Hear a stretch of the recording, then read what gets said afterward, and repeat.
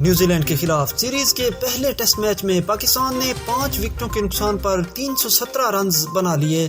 قومی ٹیم کے کپتان بابر اعظم 161 اور آغا سلیمان 3 رنز پر ناقابل شکست ہیں۔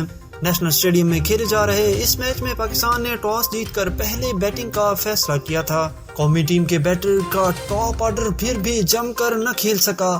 عبداللہ شفیق اور شان مسعود خاطر خواہ کارکردگی نہ دکھا سکے اور صرف 19 کے مجموعے تک دونوں کھلاڑی پویلین لوٹ چکے تھے۔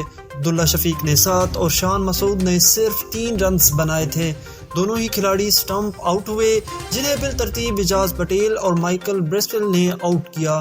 کپتان بابر اعظم نے 2 وکٹیں گر جانے کے بعد کریز سنبھالی اور ان کا ساتھ امام الحق نے دیا، تاہم 48 کے مجموعے پر امام الحق بھی پویلین لوٹ گئے۔ سعود شکیل نئے آنے والے کھلاڑی تھے جنہوں نے محتاط انداز میں بیٹنگ کی، لیکن کھانے کے وقفے سے چند منٹ قبل وہ کیوی کپتان ٹیم ساؤتھی کی گیند پر کیچ آؤٹ ہو گئے۔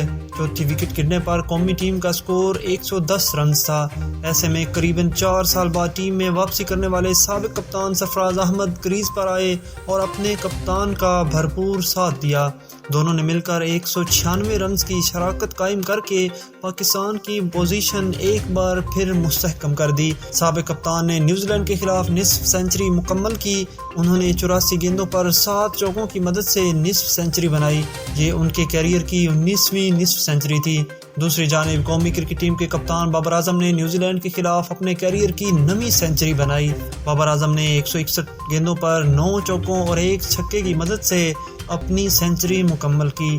سرفراز احمد دن کے اختتام سے قبل 86 رنز کی عمدہ اننگ کھیل کر اعجاز پٹیل کی گیند پر کیچ آؤٹ ہوئے۔